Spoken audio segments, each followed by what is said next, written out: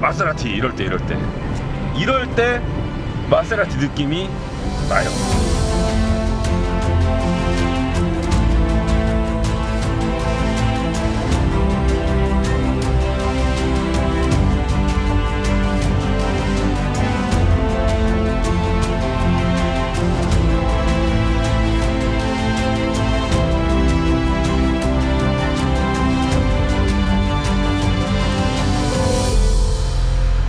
네, 안녕하세요, 이광환입니다. 오늘은 마세라티 르반떼를 타고 있어요. 국내 시장에도 출시된 지 몇 년 지나서 그렇게 새로울 게 없는 차죠.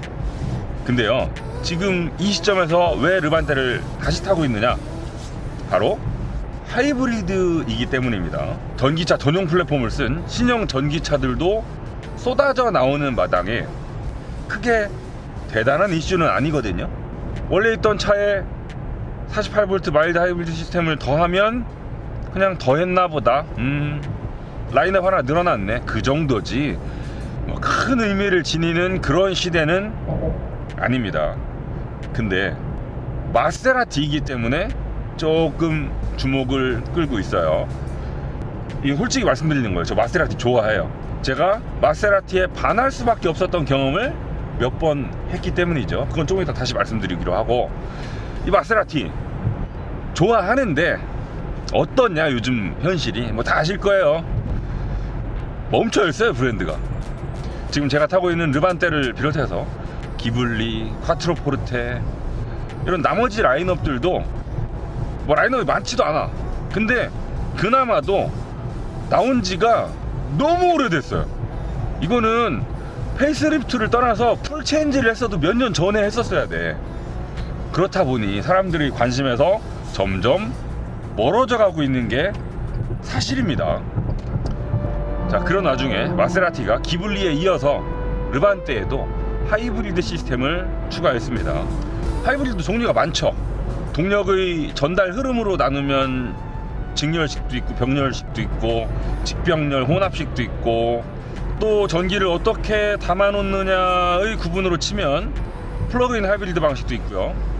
또 그냥 하이브리드도 있고, 또 지금 이 르반떼처럼 48V 마일드 하이브리드 시스템도 있습니다. 내연기관이 있고 순수 전기차가 있을 때 중간에 하이브리드가 있고요. 그 하이브리드와 전기차 사이에 있는 게 플러그인 하이브리드입니다. 배터리 용량도 전기차 쪽으로 갈수록 점점점 커져요. 내연기관차 쪽으로 갈수록 점점점 작아지고, 이 48V 마일드 하이브리드 시스템은 내연기관차와 하이브리드 중간에 있는 거죠. 그러니까 내연기관, 마일드 하이브리드, 하이브리드, 플러그인 하이브리드, 전기차, 요런 순으로 전동화가 진행된다고 보시면 돼요. 제가 말씀드린 순서로 봐도 그렇지만 이 마일드 하이브리드는요, 사실 하이브리드라고 붙이기도 좀 뭐할 정도로 하이브리드가 맞긴 한데 그렇게 적극적인 하이브리드는 아닙니다. 그래서 조그만 배터리를 하나 넣긴 넣고요. 지금 여기 계기판에 보시더라도 여기 배터리 그림 있잖아요. 그러면 얼마나 충전을 하고 있는지, 얼마나 전기 모터의 도움을 받고 있는지, 요 흐름을 좌우로 지금 그래프를 통해서 보여주고 있습니다. 가운데 배터리 용량도 뜨고 있고요. 근데 이 배터리 용량도 그렇게 크지 않아요. 아주 작거든요. 그래서 쭉 빨리 방전되고 빨리 충전이 가능하죠. 아무튼 이 2리터 4기통 싱글 터보 엔진에다가 BSG를 붙여서 330마력에 45.9kgm를 발휘합니다. 다만 문제가 뭐냐, 아까도 제가 말씀드렸지만 얘는 2000cc 4기통이에요. 2000cc 4기통 소나타에도 들어가는 엔진이란 말이죠. 그냥 일반 대중 브랜드에 널리 쓰고 있는, 대단할 게 전혀 없는 엔진인데, 그 엔진을 가지고 더 대단한 감성을 끌어내야 되니 그걸 어떻게 간격을 메꿨을까, 이게 문제란 말이죠. 제가 저희 시승기에서 누차 말씀을 드리지만 작은 배기량으로 큰 힘을 끌어낼 때는 반드시 손해보는 게 있죠. 감성. 그 없는 힘으로 쥐어 짤려니 얼마나 그 엔진이 애를 먹겠어요. 예전에도 제가 말씀드렸지만 우리 뭐 월급 조금 받고 근무 시간 길고 일 열심히 하면 그 워라밸 따위 챙기지도 못하고 우리 삶이 되게 퍽퍽해지지 않습니까? 문화생활도 못하고 데이트도 못하고. 지금 뒤에서 그걸 아는 사람이 그러냐면 날 째려보고 있는데? 일 제가 시키는 거 아니에요. 사장님이 시키는 거지. 아무튼 차도 똑같아요. 낮은 배기량으로 2리터 배기량으로 4기통인데 330마력을 끄집어내려니 엔진이 얼마나 애를 먹겠습니까? 아무리 전기 모터의 도움을 살짝 받는다고 해도 그 부족한 감성을 메꾸기에는 좀 아쉬움이 남는다는 거죠. 더군다나 마세라티 어떤 브랜드? 좀 오래되고 뭐 이러쿵저러쿵 말들이 많습니다만 그래도 감성 하나만큼은 먹어주던 브랜드 아닙니까? 그런 마세라티가 이렇게 작은 엔진으로 큰 힘을 뽑아내기 위해서 감성을 잃었다? 그나마 있던 감성이라도 없어졌을 때 이걸 어떻게 이걸 소비자들한테 어필을 해야 되나라는 고민이 시승 전에 있었거든요. 그리고 차를 좀 타보니까요, 그 고민이 없어지진 않네요. 사실 좀 기대를 했습니다. 야, 이거 진짜 좀 무슨 수를 써서라도 그 감성만큼은 좀 잃지 않았으면 좋겠다, 제발 잘 해주렴 하고 막상 딱 타보니까 글쎄요.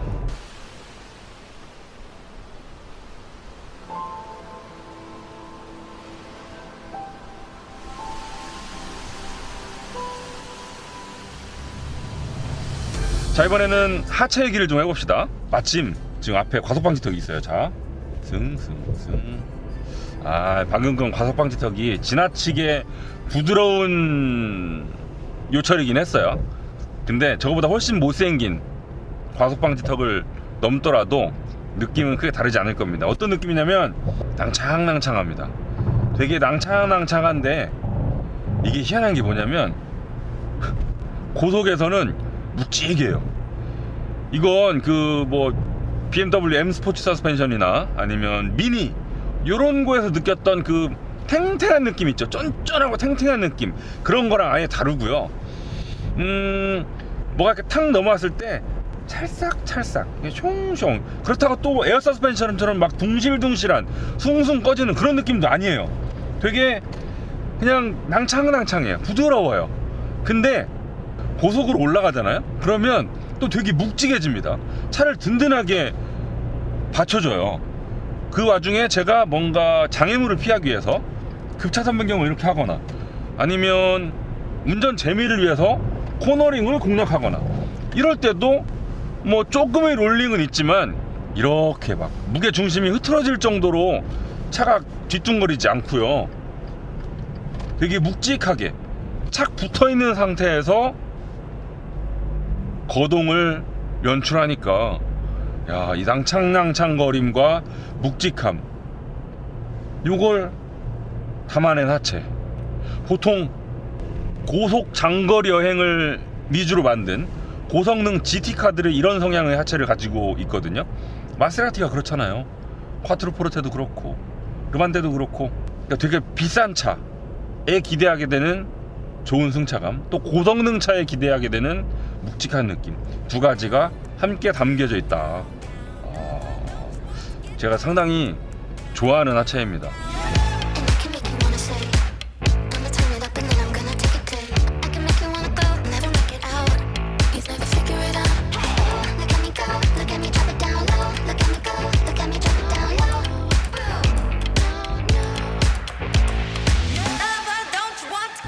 마세라티스러움을 느낄 수 있는 건 언제냐? 스포츠 모드를 누릅니다. 매뉴얼로 바꿉니다. 시프트 다운을 합니다. 그래서 RPM을 띄웁니다. 자, 3단이에요. 이 상태에서 가속. 그 다음에 이럴 때. 자, 다시 자, 할 때 속도 좀 늦췄다가, 자, 다시 갑니다. 가속.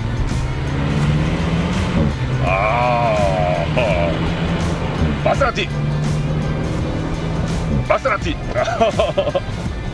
그리고 특이한 건 언제냐, 자 이렇게 갑니다. 하다가 시프트 다운을 하잖아요. 그러면 이런 차들이 감속할 때 하다 시프트 다운을 딱 당기면 RPM이 딱 치솟으면서 방금 가속할 때 듣기 좋은 배기음을 들려줬던 그 RPM 영역대를 찌르면서 그때도 다시 한번 배기음을 터뜨리거든요. 근데 얘는 이럴 때도 봐봐요. 감속 다운 이럴 때 감속 다운 먹먹하긴 한데 뭔가 이렇게 버벅하긴 하거든요. 근데 그 업 시프트를 할 때 들려주는 배기음만큼 짜릿한 소리는 들려주지 않아요. 다운 시프트 할 때는 그냥 그나마 한 5천 6천 아주 고 RPM 정도를 팍 찔러야 약간 버벅할 뿐이고, 업 시프트를 할 때 가속할 때만큼 소리가 좋진 않습니다.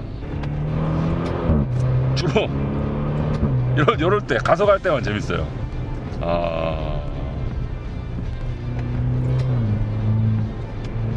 이럴 때는 마세라티 맞구나 너, 이런 느낌이죠.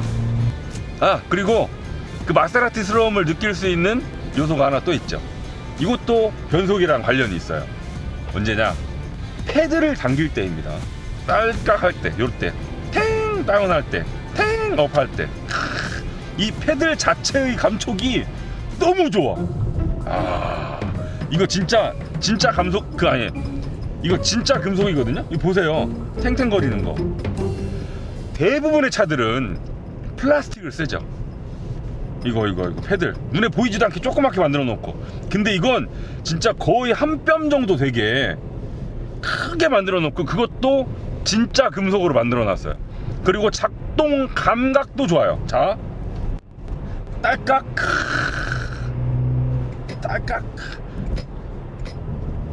이 소리 보세요. 딸깍. 실제 변속하는 느낌보다 이 변속기 시프트 패드를 당기는 느낌이 더 좋아. 이 변속기 자체는 지금 ZF 자동 8단에 들어가 있는데, 글쎄요, 이 마세라티 르반테 하이브리드와 맞물려져 있는 ZF 8단, 이 변속 느낌이요, 제가 그동안 가지고 있던 ZF 8단보다 좀 다릅니다. 한결 여유 있게 반응해요. 자, 다운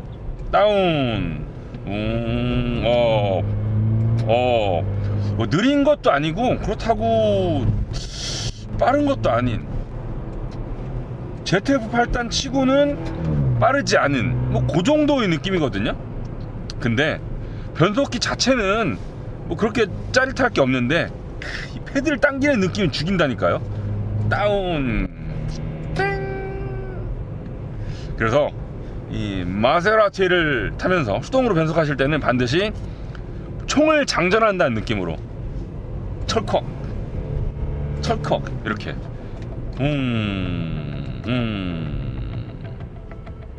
철컥 빵, 딸깍 빵.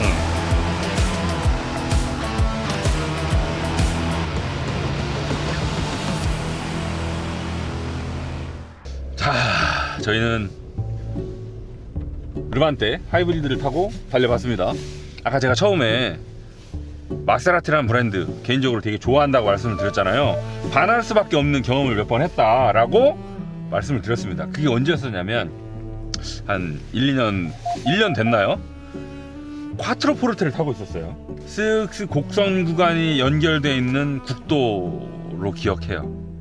거기를 아침에 차 한 대도 없고 나 혼자 그 마세라티 특유의 배기음을 즐겨가며 쓱쓱 달리는데, 배기음 코너 들어가면서 다운 다시 가속하면서 브릉, 이걸 차와 춤추듯 쓱쓱 달리는데 어찌나 즐겁던지, 속도가 그렇게 빠르지 않았음에도 불구하고 그때 그 기억을 진짜 잊을 수가 없어요. 뭐 포르쉐, 페라리 다 좋지만 콰트로 포르테를 타면서 느낄 수 있는 그 대형 세단으로 그런 드라이빙을 즐긴다는 거 되게 이색적이었었고, 진짜 지금도 다시 설레인다. 정말 재밌는 운전이었습니다. 아무튼 근데 그렇게 막 쓱쓱 재밌게 달리다가 잠깐 쉬려고 차를 갓길에 세우잖아요. 그러면 방금 전까지 그 충만했던 마세라티에 대한 사랑이 쭉 떨어지기 시작해요. 차를 세우고 시선을 돌려보기 시작하면 이거는 뭐 10년 전에 만든 차인지 15년 전에 만든 차인지 새 차인지 알 수가 없어요. 차는 주행거리는 짧은데 이거 인포테인먼트 시스템이며 뭐 버튼들 보면 옛날 차 같아. 자, 그래서 르반테 하이브리드는 어떻느냐? 과거와 달라졌느냐? 네, 달라지긴 했습니다. 조금 하이브리드이기 때문에 양념을 좀 쳤죠. 뭐 프론트 팬더의 장식, 그 다음에 엠블럼 사이에 들어간 파란색 띠, 요런 파란색 바늘땀, 요런 것들을 통해서 하이브리드 모델만의 특징을 좀 나타내고 있고요. 여기 센터 디스플레이, 안드로이드 오토모티브를 기반으로 한 인포테인먼트 시스템이 새롭게 들어갔죠. 달라졌어요. 좋습니다. 한결 더 세련되고요. 뭐 조작도 빨라요. 그 다음 계기판 가운데 LCD 창, 그래픽이 달라졌죠. 요것도 예전보다는 훨씬 더 예쁩니다. 근데 끝이에요. 요거 두 개 달라진 거 말고는 기존 모델이랑 차이가 안 나요. 가죽도 되게 좋은 가죽이에요. 근데 이렇게 좋은 소재를 쓰면 뭐 하냐고. 이렇게 일부 버튼들을 필두로 또 기본적인 디자인까지 너무 옛날 차에다가 조금만 바꾸다 보니까 그 바꾼 느낌, 새것 같은 느낌이 거의 안 느껴져요. 이건 대대적으로 한번 물갈이를 해야 되는 거거든요. 저는 마세라티를 살 때마다 이런 느낌이 듭니다. 예전에 엄청나게 잘 나갔던, 하지만 최근엔 좀 가세가 기운 귀족 같아요. 그래서 그 귀족 집에 놀러 갔더니 으리으리해. 샹들리에 달려있고 멋있어. 막 되게 좋은데 너무 옛날 스타일이어서 최근 인테리어로 리모델링을 하지 못한 귀족 가문의 저택 같은 그런 느낌이 듭니다. 이거 뭐냐고. 이게 십자키거든요. 이게 왼쪽 버튼 위로 아래로, 오른쪽 버튼을 왜 이렇게 누르냐고. 창문 같은 거 옛날 스위치거든요. 빨리 좀 바꿔야 되지 않나 싶어요. 어떤 브랜드들은 이런 차의 주행 성능, 전통 이런 걸 갖추지 못해서 빠른 시일 내에 따라잡을 수 있는 있어 보이는 듯한 디자인, 인포테인먼트 시스템 이런 걸로 눈가림을 하거든요. 근데 마세라티는 반대예요. 1914년도에 설립됐으니까 역사도 오래됐죠. 그리고 마세라티 하면 사람들이 떠올리는 그런 명품 이미지 아직까지는 유효해요. 브랜드 가치, 역사, 전통, 그리고 주행 성능까지 중요한 건 다 가지고 있어요. 근데 정작 빠른 시일 내에 따라잡을 수 있는 이런 사소한 부분들, IT 기기, 옵션, 편의 장비 이런 걸 왜 못 바꿔주냐고요. 마세라티 자체의 문제라기보다 모기업인 스텔란티스에서 좀 더 마세라티에 대한 투자를 쏟아 부어가지고 제가 좋아하는 마세라티 브랜드 빨리 좀 살려주시기 바랍니다. 제발요.